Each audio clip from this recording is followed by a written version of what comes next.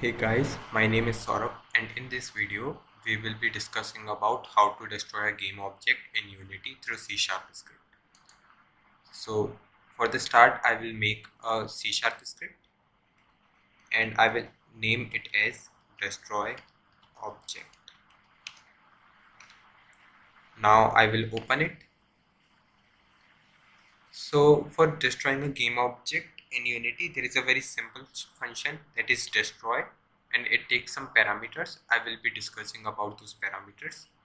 So I will write destroy function. Now it takes some parameters, as you can see. Either it can take simple a game object or it can take object and some time float, a float type of variable. So we will be using you can use either of those, but I will be using object and float. I will put the game object. Now I will give some float value in it.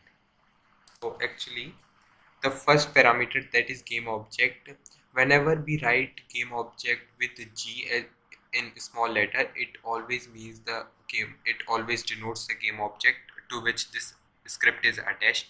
So I'm saying destroy the game object to which this script is attached in 2 seconds.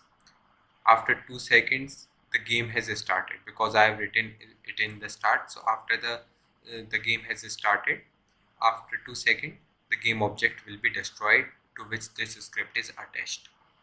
So now I will save it. I will get back to the Unity. Now I will play the game. 1, 2, and as you can see the object has been destroyed. So this is all about how to destroy a game object in Unity.